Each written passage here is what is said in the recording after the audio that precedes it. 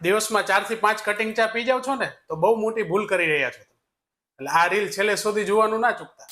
મિત્રો, દૂધ છે ને પચવામાં ભારે છે, એટલા માટે જો 2 મીલની વચ્ચે તમે વધારે વાર ચા પીશો તો એ તમને અપચો કરશે અને જે ખોરાક તમે જમ્યા છો એનું પાચન પણ વ્યવસ્થિત નહીં થવા દે. અને મિત્રો, ચા છે ને એ સ્વભાવમાં ગરમ, ઉત્તેજક અને કસાય રસવાળી છે, એટલા માટે તે કબજિયાતને પણ નોતરે છે, એસિડિટી પણ કરે છે અને સાથે સાથે અનિદ્રાને પણ નોતરે છે. એ ઉપરાંત ચામાં કેફીન નામનું તત્વ હોય છે, જેની રેગ્યુલર ટેવ પડતા તમને માથાનો દુખાવો પણ કરી શકે અને સાથે સાથે અન્ય કોઈ ચામડીના રોગો પણ કરી શકે. જો તમે આવી તકલીફોનો ભોગ ન બનવા માંગતા હોય અને ચા એના માટે મૂકી શકો તો એ અતિ ઉત્તમ. અને છતાંય જો ચા વગર તમને ન ચાલે તો એકવાર અથવા વધારેમાં વધારે 2 વાર ચા પીવાની ટેવ પાડો. અને જો તમે ચા ન મૂકી શકતા હોય તો ચાની ક્વોલિટીમાં પણ સુધાર કરો.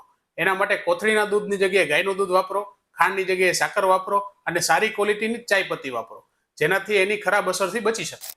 અને જો તમારું મન મક્કમ હોય તો ચાના સ્થાન પર ગાયનું દૂધ પીવાનું શરૂ કરો અને એમાં પણ જો સાકર અને ગાયનું ઘી 1 ચમચી નાખશો તો તમને ફાયદા જ ફાયદા થશે. અને બાળકોને ટેવ ન પડે એ માટે અત્યારથી જ એમને ચાથી દૂર રાખો. અને જે લોકોને ચાના હેલ્ધી ઓપ્શન્સ જોતા હોય એ લોકો કોમેન્ટમાં હેલ્થ લખો. અને આ વિડીયો એમની સાથે શેર કરી દો કે જે દિવસમાં 4 થી 5 વાર ચા પીતા હોય ને છતાં એમ કે હજી એક ચા હોય તો વધારે સારું. कौन है ये लोग?